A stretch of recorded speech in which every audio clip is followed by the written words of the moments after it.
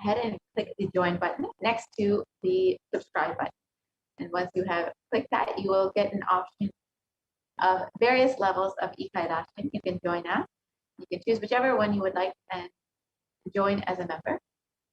And once you have become a member, you will have access to various exclusive content as well as the opportunity to ask your questions during the live Parashakti Akashic reading, as well as the live Bhagwan Paramashiva just wanted that. So now let us enter into this segment and understand who is Devi, how she is manifesting through the Supreme Consciousness.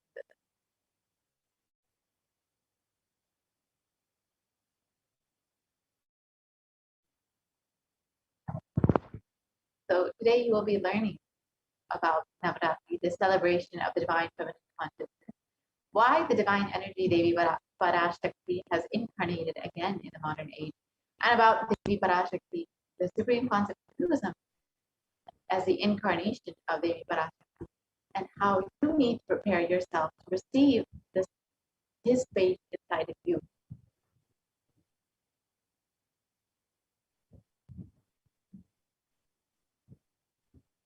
And as the cosmic feminine consciousness, Parashakti liberates you, restoring her supreme knowledge, and bestows her completion through the worship.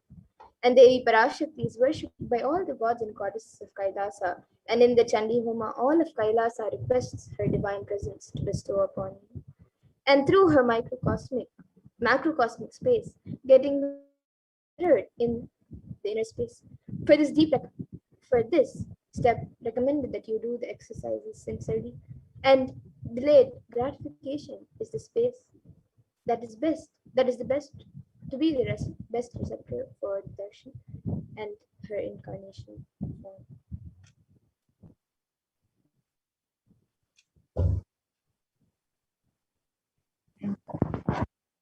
Each of these segments are designed using the signs detailed in our ancestors in the Kamikatma and the Upanishads and the Brahma Sutras of how to invoke the deity energies into fire and incarnation.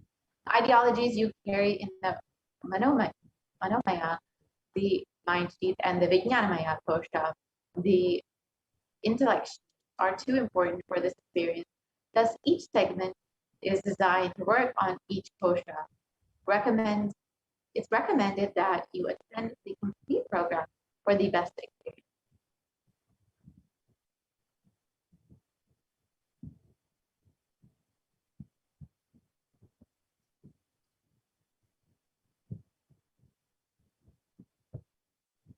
And now, with that, we will be getting into the next segment of this program where all of us will be seeing a live demonstration of these extraordinary Shaktis that Supreme Point of Hinduism has given to the world as a gift.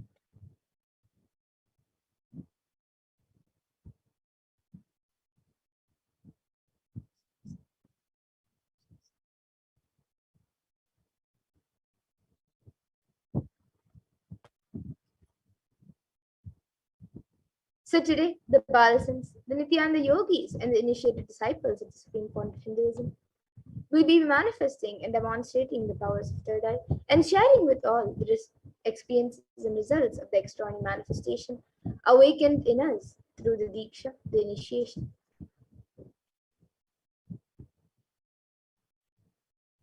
And in today's Bhava Samadhi Darshan, all of us will be receiving the initiation into the third eye awakening and various other powers with the blessings and grace of the Supreme Point of Hinduism. And we will be manifesting the following powers of third eye, which is seeing with the eyes blindfolded, and various other powers such as body scanning, remote vision, and many more. And for those of you who might be wondering where the third eye is located and how it works, the third eye is a cosmic browsing center located between the brows, which upon initiation, one can effortlessly express powers and see through the third eye just as you would with your two eyes.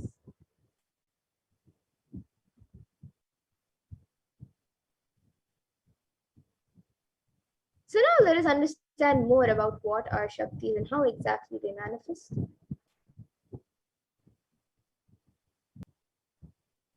In the Veda Agamas, the source scriptures, Paramashivoham reveals in elaborate detail that every human being is hardwired to be able to manifest 463 extraordinary Shaktis, divine powers. Manifesting powers or Shaktis are described as a system, method, and science for human beings to explore the various possibilities of powers and have access to various states of consciousness. Shaktis manifest from the fundamental cognition that you are divine, and that you need to manifest divine, not that you are a man and you need to reach the divine.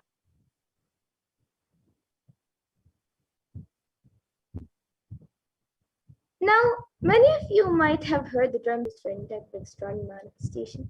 So let us Shaktis and Siddhis. Shaktis expressed from the space of enlightenment as a side effect of feeling connection with the divine and higher integrity with the Guru, and are a source of enlightenment, whereas Siddhis are powers that manifest from tapas or penance for enlightenment and are on the path of enlightenment.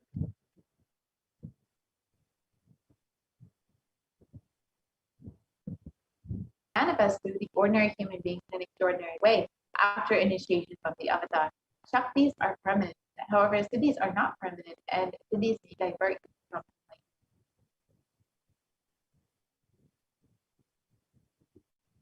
And Paramashiva, who is the source of all these Shaktis, is the primordial divinity of Hinduism, the ultimate reality and cause, which is self-effulgent, Swayam Prakasha, all-pervading, unchanging beyond time, space, form, and causality. And as the fundamental base of Avyakta, the unmanifest, and Vyakta, the manifest existence, he performs the Panchakritya, or the 5 cosmic acts of Shrishti, which is creation, Sthiti, which is sovereign rulership and maintenance, Samhara, which is rejuvenation, Throbhava, which is pulling out a delusion, and Anugraha, which is liberating grace for all living entities.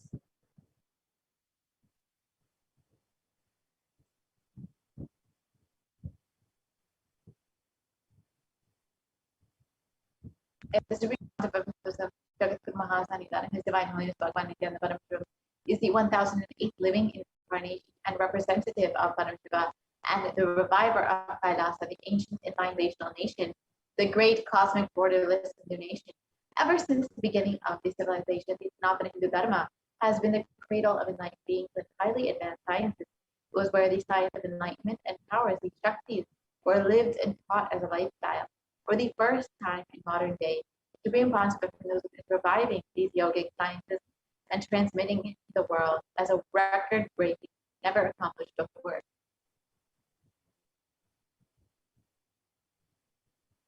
And all of this knowledge and these sciences of power manifestation, these Shaktis, are passed down from one generation to the next through the science of Diksha, initiation by enlightened gurus. And the supreme point of Hinduism, being recognized as an incarnation at a very young age, was trained and taught into these sciences to revive the initiations and knowledge repositories for billions to manifest the science of power manifestation. From the disciplines of Vedanta, Tantra, Sri Vidya, Yoga and Yogic powers, Mantra Shastra, Siddha Vidya, science of Aushadha, Advaita, Bhakti Yoga, Paramashivoham, and much more. And all of you can also see the Guru Parampara, all the various gurus and enlightened beings who have trained the supreme point of Hinduism ever since we were young. So you can see Mataji Vivekanandapuri, Pundi Swamigal, Yasikal Swamigal, Annamalai Swamigal, Kanchi Paramacharya, Yogi Raj Yoganandapuri, Visari Swamigal, Sri Tiruchi Mahaswami, Tirunai Swami, Thinnai Swami, Sri Sadhu Om, and many more. So now let us see how we can awaken these divine Shaktis in us. How can you manifest these Shaktis yourself? The supreme point of Hinduism. Every ultimate truth, jnana, is mapped into your consciousness, prajna, and manifests as a possibility and power of every being, prajnana. So now let us watch a small video on the power of initiation. Diksha is the direct transfer of spiritual energy by an enlightened being through or touch. The traditional Vedic book Navaratneshwara states, Sarvasamapi Dikshanam Muktihi Phalamakhanditam Avirodhat Bhavantyeva Prasangyastu Bhuktayaha. The main benefit of all initiations is moksha, enlightenment. As a side effect, health, wealth, leadership, and well-being happen. And in Rudrayamala Tantra, Shiva says, Devi Diksha Vihinasya na siddhihi na cha sadgatihi tasmat sarva prayatnena guruna dikshito bhavet. The one who is not initiated does not attain liberation nor a better future. So by all efforts, one should get initiated by Guru. What is the science of initiation? Neuroscience has proved that the process of initiation floods the brain with energy. This is the superconscious energy of Kundalini, our own highest inner potential energy. As the Kundalini flows from the thalamus to the cortex, it sets up a powerful energy loop within the brain, which awakens the latent non-mechanical parts which we have never used before. With increasing levels of coherence, the whole brain comes alive, turning into a superconductor of conscious energies that heal, empower, transform our lives, bliss and fulfillment. Initiation creates high awareness, visualization, creativity. It also slows the aging process and improves the immune system. Kundalini awakening, healing experience, levitation, teleportation, materialization. Experience the power of initiation through a range of exclusive programs conducted at the ashram. Nithyananda Dhyanapitham, Nithyananda.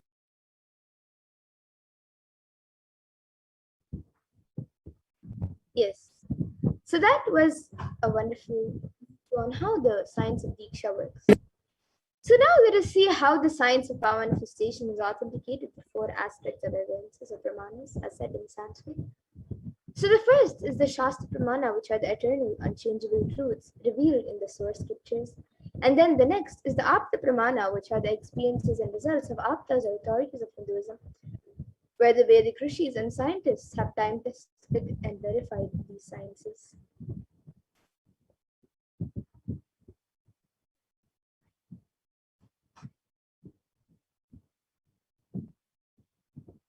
The next is the Atma Pramana, which is an account from the life of the Supreme Point of Hinduism, this millennium's avatar's personal experience of the power manifestation. And then the next is the Pratyaksha Pramana, which is the empirical evidence from observation and scientific experimentation.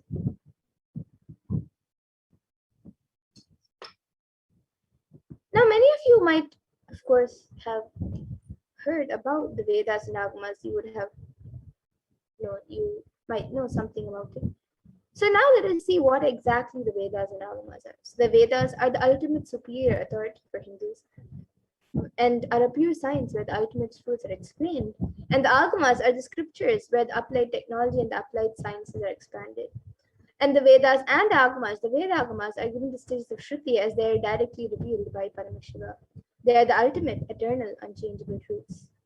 And a reference cited from these Shastras or source scriptures is called the Shastra Pramana. So now, let us all get ready to witness a very unique and very exciting demonstration of the powers of third eye.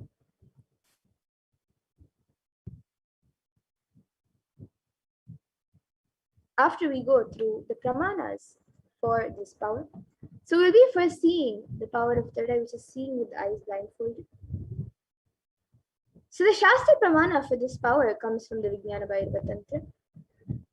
Kapalantarmanonyasya tishtanmilitalochanaha kramena manasodayat lakshaye lakshyamuttamam.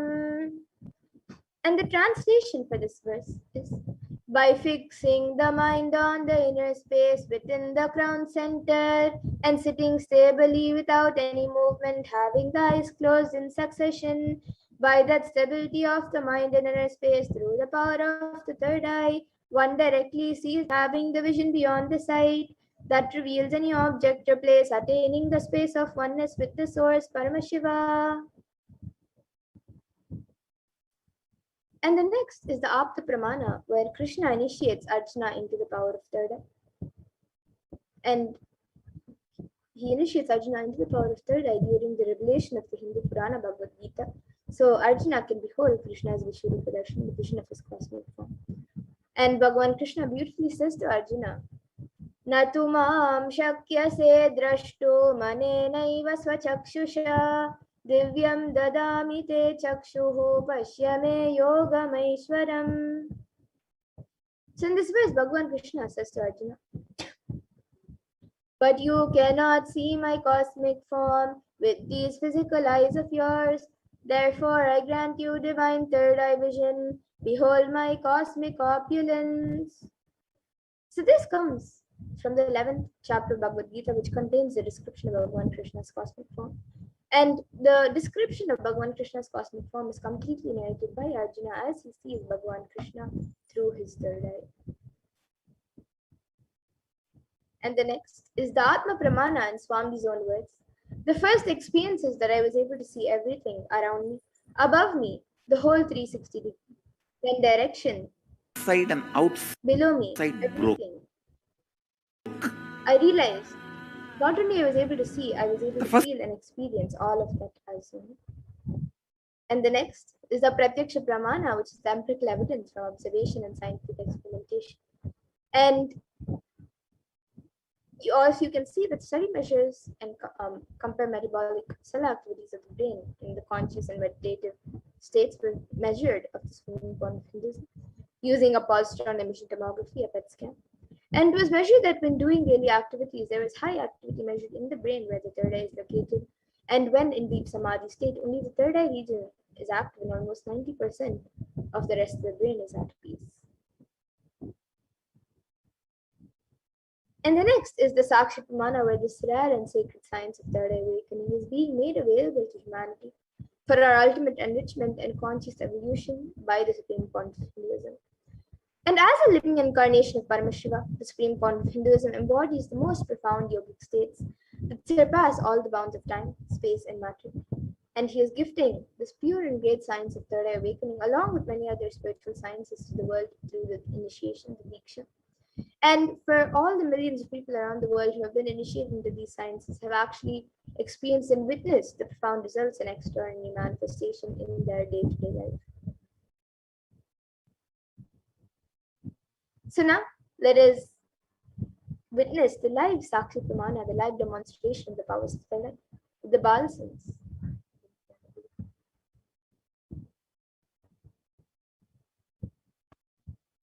So here with me, I have this eye band, which in front is a thick opaque plastic sheet. And in the back, there's thick black sponge, which will not allow any type of light to enter around the eyes. And all of you can see. So my eyes will be sitting into these two sockets over here, and even the bridge of the nose will be covered. And this eye band is actually certified by ophthalmologists and it's usually given to people who are suffering from insomnia so they can have better sleep. And now this eye band will be put on my eyes by a volunteer. And once it is done, any of you watching us live on YouTube, you can put your comments in the live YouTube comment section and I will be reading it through the third eye. So now all of you can see as the eye band is being put on my eyes by a volunteer.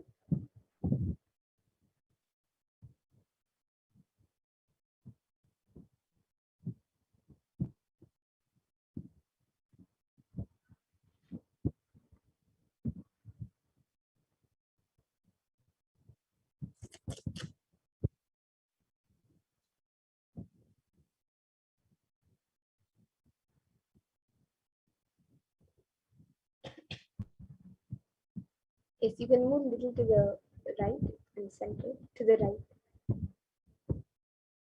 Yes, now it's center. So now I will be turning, all you can see that the eye band has been put, I will be turning to my right, left, up, and down. So all of you can see that the eye band has been put. And now the YouTube comment section will be projected in front of me.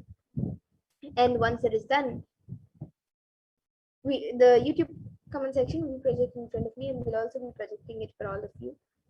So now any of you watching us live on YouTube and even on any other social media platform, you can post your comments in the YouTube comment section on Kailasa's SPH Nithyananda YouTube channel. And I will be reading it through the third eye. So you can post anything that you would like me to read. It can be a sequence of emojis, numbers, letters, words, sentences. It can be a sentence that does not make sense at all. And it can even be a different language or any scientific term that you think I may not be able to read.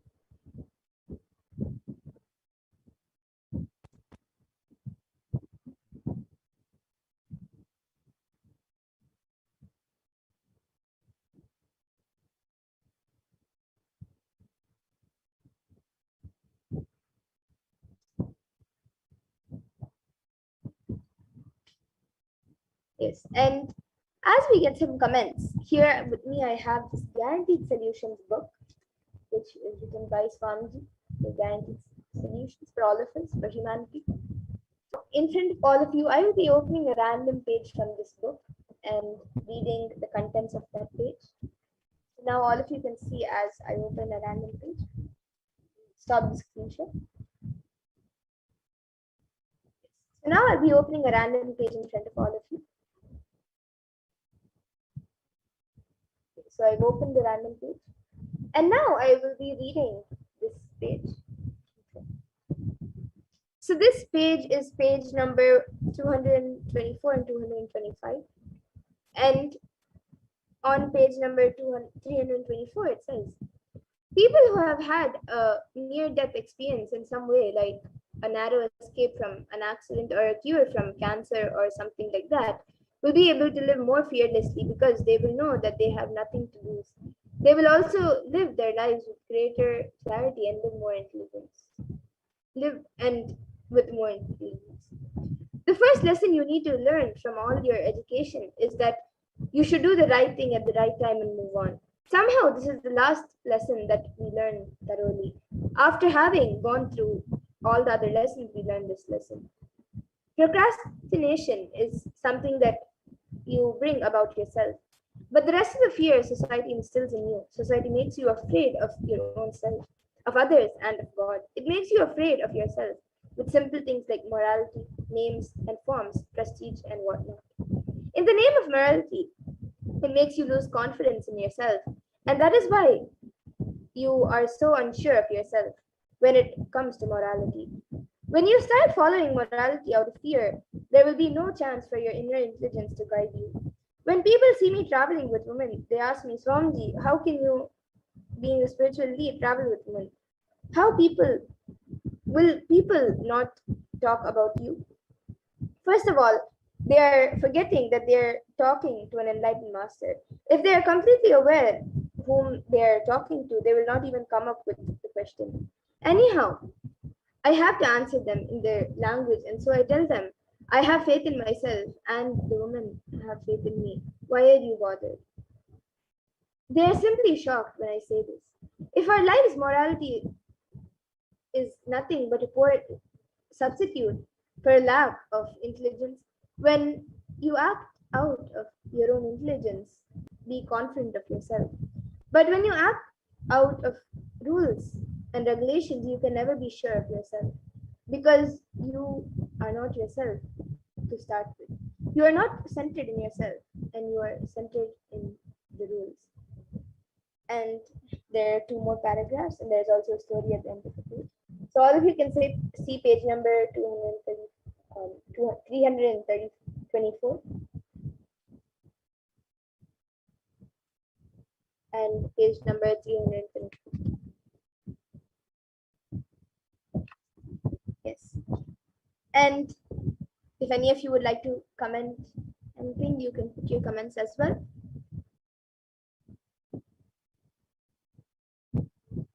So it can be anything that you would like me to read. You can post anything, a sequence of emojis, numbers, letters, words. And you can also, if you would like me to open a specific page from the Guaranteed Solutions book, you can even post that number.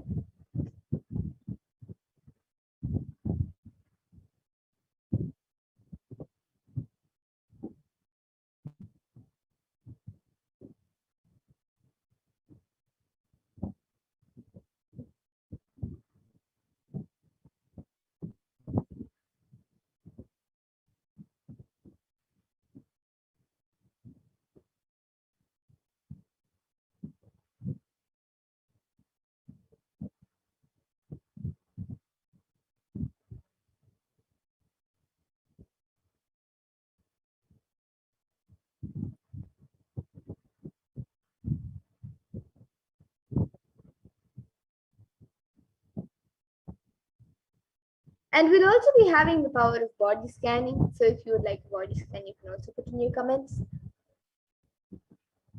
And we will be doing the body scan for you.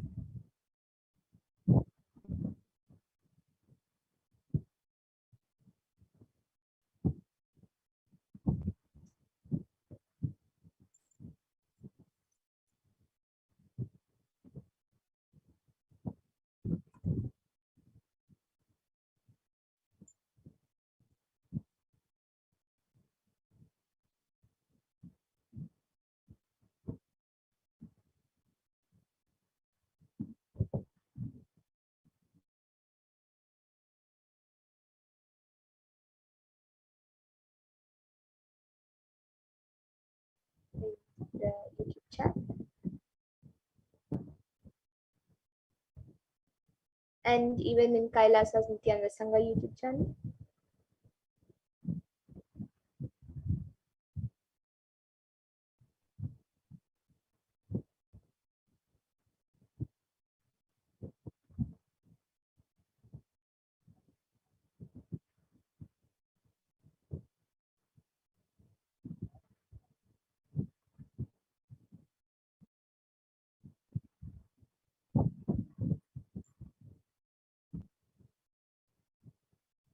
Yes, so on Kailasa's Nithyananda Sangha YouTube channel, we have one comment from Helen Samson, who has put Nithyanandam with an exclamation mark and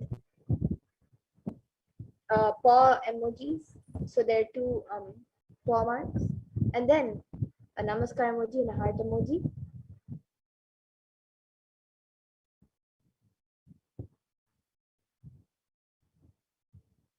And yes, anyone else also who would like to put in your comments, you can put your comments. It can be anything that you would like me to read. A sequence of emojis, numbers, words, letters, sentences, shapes, anything. Yes. Now we have another comment from Aina Vodens, who has put Fluffy Cat went for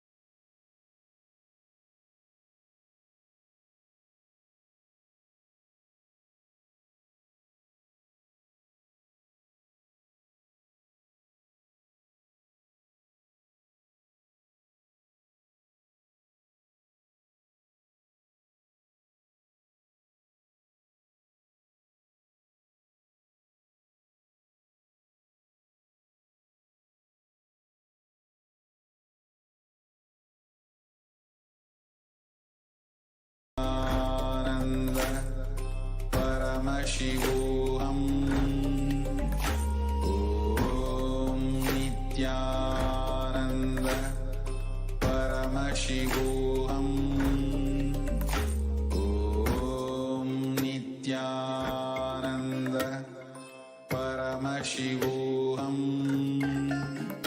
Om Nithyananda Oham.